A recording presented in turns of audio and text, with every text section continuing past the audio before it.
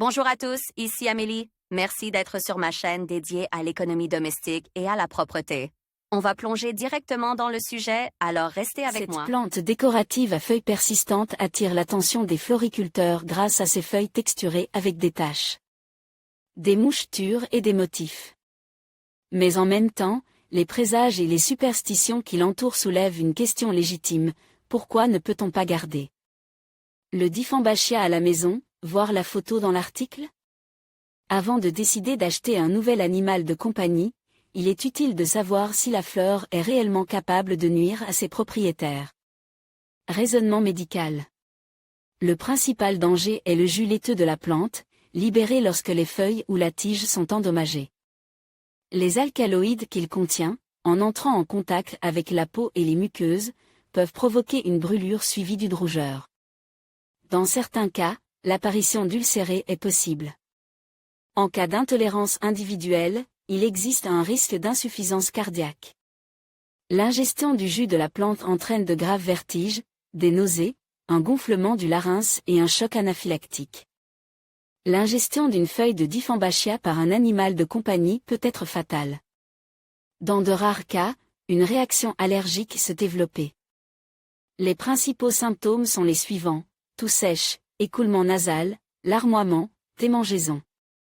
Important, il est peu probable qu'un adulte veuille goûter la plante. Cependant, il peut être difficile de suivre les jeunes enfants. Dès les premiers signes d'intoxication, il faut donner à l'enfant beaucoup d'eau chaude, de lait ou une solution faible de manganèse. Ensuite, il faut lui donner un absorbant et demander une aide médicale.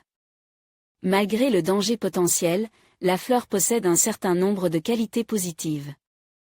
Les phytothérapeutes notent sa capacité à absorber le formaldéhyde, le xylène, le toluène, les agents pathogènes et les composés toxiques émis par les produits chimiques ménagers. En retour, elle enrichit l'air en oxygène. L'opinion populaire. De nombreux présages expliquent pourquoi vous ne pouvez pas garder le Dieffenbachia à la maison. La croyance populaire veut qu'elle affaiblisse l'énergie masculine et repousse les représentants du sexe opposé. C'est pourquoi on l'appelle musgon ou fleur du célibat. Une fille ne pourra pas se marier. Elle devra se contenter d'amour éphémère. Si vous gardez la plante dans la chambre à coucher, elle provoquera l'échec de l'homme au lit, gâchera la vie intime, causera la stérilité ou une grossesse compliquée. Provoque des querelles intrafamiliales, des conflits, des discordes, pousse à la dissolution du mariage ou à l'adultère. Renforce les qualités négatives des deux conjoints. Crée une atmosphère difficile, met à la porte les invités de la maison. Est à l'origine de mauvaises relations avec les enfants, en particulier les garçons. Dégrader le bien-être général, provoque des névroses, des problèmes de sommeil, une fatigue constante, un malaise interne. Affecte négativement les animaux domestiques. Ils essaient de quitter le logement. Les petits animaux domestiques peuvent tomber gravement malades. Dégrader la situation matérielle. Si le Dieffenbachia a fleuri, cela signifie que dans un avenir proche, l'énergie dans l'appartement va se détériorer.